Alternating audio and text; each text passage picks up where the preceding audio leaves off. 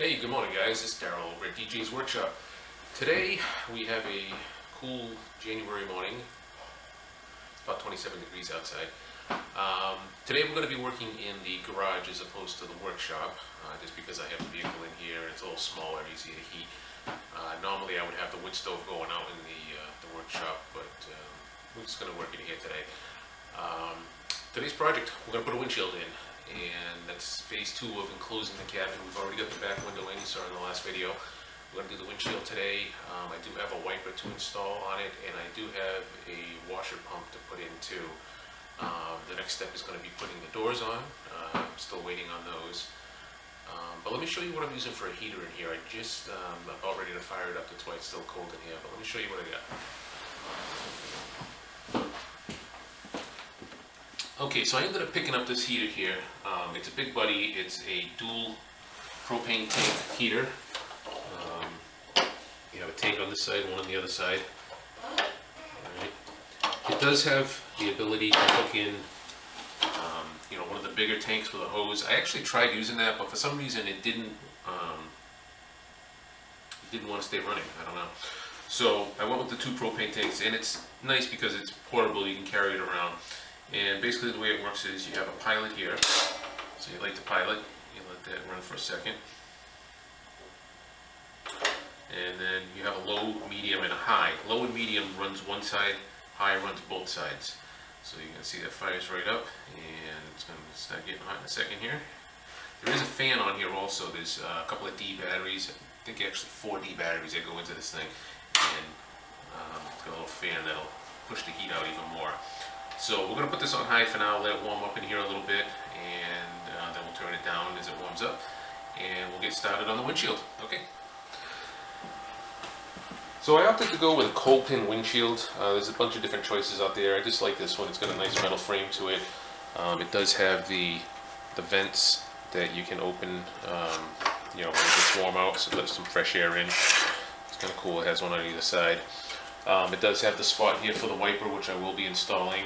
And we went for the glass model. I didn't want to have a plexiglass. I just felt that with the dirt on the trails and stuff, as you're wiping the glass, it could be prone to scratching. They say, it's not, but in my past experience, I've always had issues with, plastic windows scratching.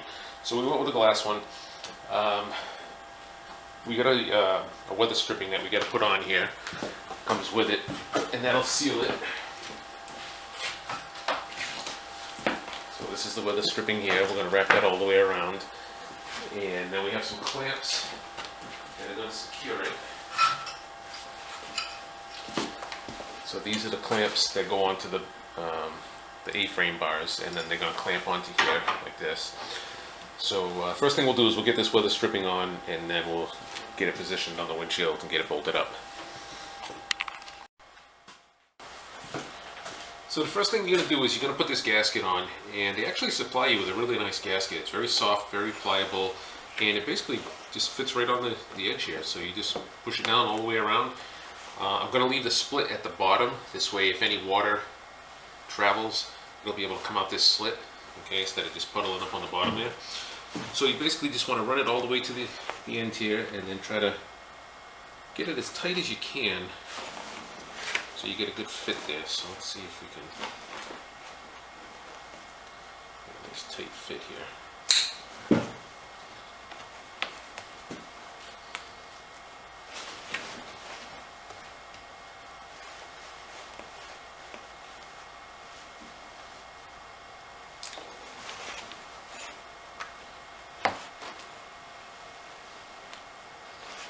Okay, this will leave a little gap, that way any water that, like I say, accumulates can just run out of there, and that'll be all set. Okay, so next step is we got to get it set up on the windshield and figure out how we're going to line this up. Alright, so now we have it set in place. You can see it tucks up under the roof there, and then that seal fits nicely right in the channel. Okay, even though I have the mirrors on here, it fits right around it. It does sit on these 2 little ledges down here. Okay. So the next thing is we have to put in the brackets to mount it, and this is the bracket here, and they go in pretty easily. They basically just snap on. So it's contoured to the shape of the A-pillar. You just kind of line up the hole where you want it and just snap it into place like that, and then you just screw it in. So let's get them 4 brackets on. We'll get the screws in. We'll see how that works. The next step is we have these screws and lock nuts and washers, and they're going to go on the outside like that and screw into the bracket on the inside like that. So let's get those 4 screws in. We'll get them tightened down. And that's pretty much it. You just sock down the 4 screws and she's in there. So now we get some protection. You can see this one actually sticks out a little bit from the frame. Gives you a little bit more clearance inside.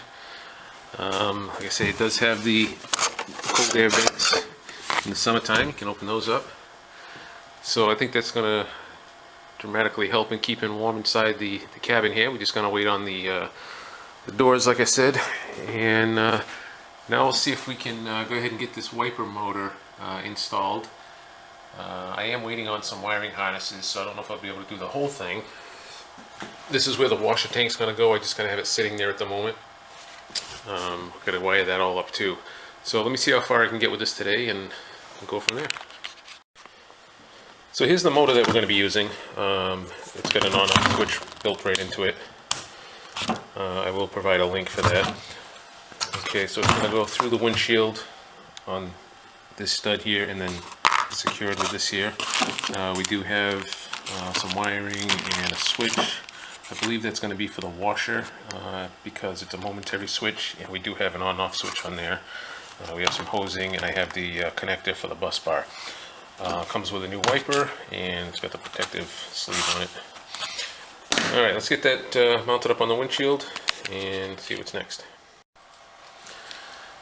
Okay, so we have the motor mounted through here. It's all bolted down tight. Now we're going to take our wiper arm, and I'm not sure where this is going to be parked, so we can always move it after if we have to. But we're going to put it like in this kind of position here.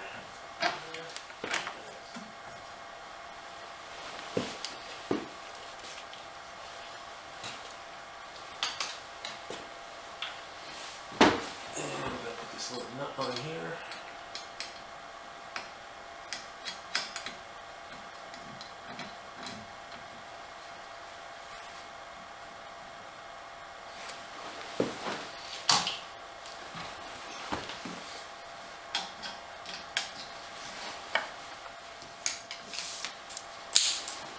Alright, so I'm hoping it's going to be like right about there.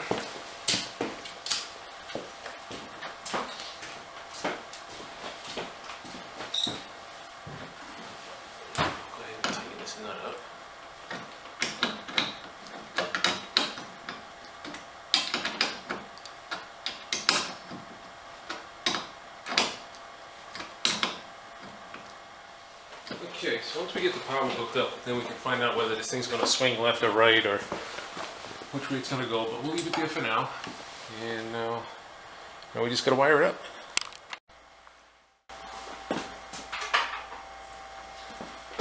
Alright, so the next thing we're going to do is we're going to run some wires from the wiper motor and the washer switch. We're going to run them down the channel here, and then I unbolted this so we can lift this up, get under here, and then we'll get it in under the hood here so we can wire it into the bus bar over here. So let me run a couple of wires, and then we'll solder up some connections and get this all hooked up. Okay, so you can see we have the wiring for the wiper done. I have the wires running under the panel here, up on the inside there, across the top to the motor. You can see the wiper on there. It is functioning.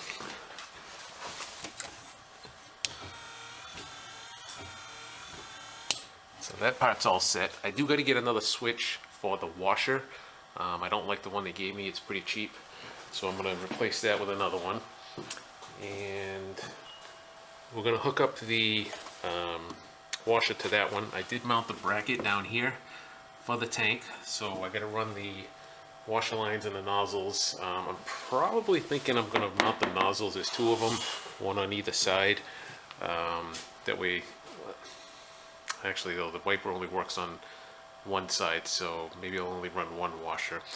We'll see. All right, so let me work on the wiring here, and we'll see how we end up. This is the washer tank that I ended up getting for it. I guess it's from Tac Part, and it comes with all the things you need. You know, the tank and the hose and the two nozzles. The only thing I didn't like was this switch. It was kind of cheap, and I didn't like the connectors on it, so I ended up getting a different switch for it. But other than that, it seems to work great. So we'll get that installed. Okay, so we get the washer tank mounted. It's all wired up. I had to mount it here because that's basically the only place that it would fit. The only issue is, though, is that the body panel is right on top of the cap. So it's not a big deal. I mean, there's one screw right here. You can do that, undo it, lift this up, open the cap up, and then basically just stick a funnel in here and fill the tank that way. So I have that set up. I do have the hose here with a nozzle on the end. I haven't mounted it yet because I'm not quite sure how it's going to spray and where I want it to go, but basically I just want to try it to make sure it works. So let me put some fluid in here and see what happens.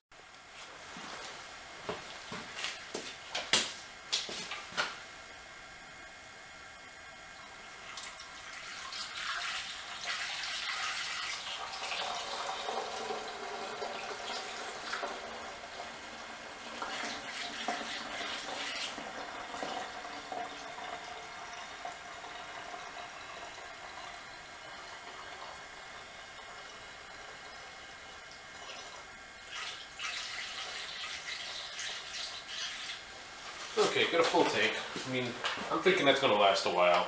I'm not going to be doing a lot of mudding and stuff, so I won't be using it all that often. Okay, so we're going to put the cap back on. Alright, and then we're just going to put this one screw back in there.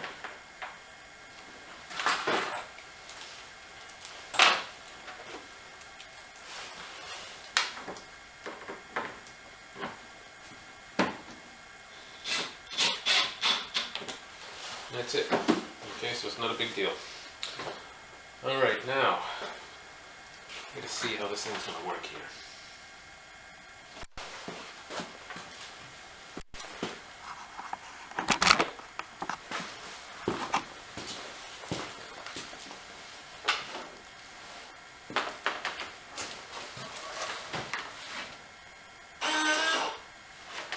Okay, it's got a pretty good spray on it. Now if I put it down here,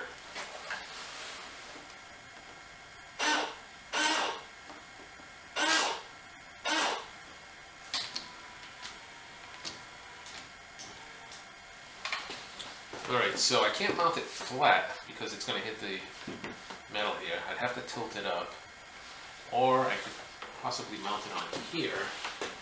Let's see if that would work. Yeah, it's going to go up high.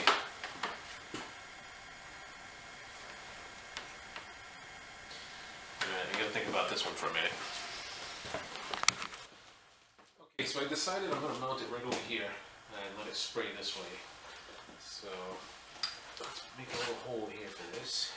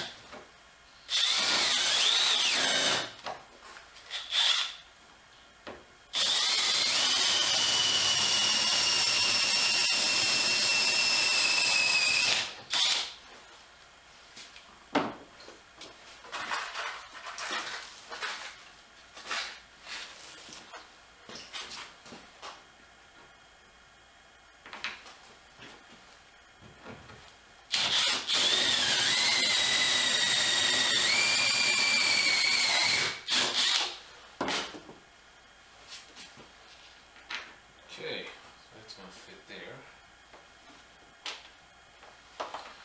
Alright, I'm gonna take this off.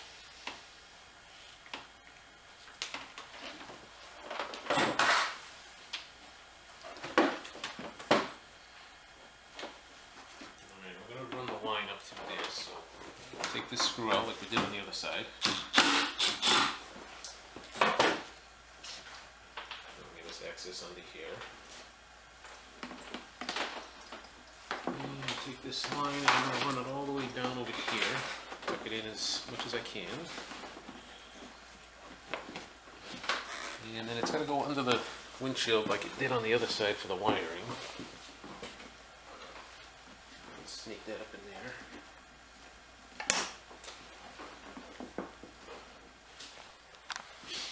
Okay, I think I got it pretty much adjusted the way it's going to be.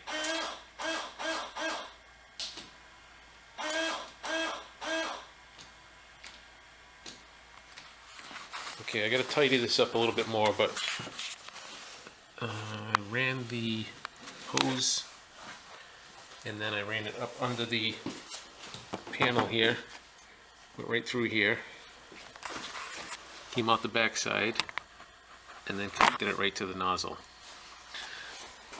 Alright, so I just got to finish buttoning things up, so that's where she's mounted. And I think that's about it. So let me just kind of clean things up a little bit, wrap up some wires, put it all back together, and then I think we're good. So after buttoning this back up, I noticed that I actually don't have to take that off to fill the tank. I can simply pop the cover and then put the funnel in, like I had it before, and just top off the fluid.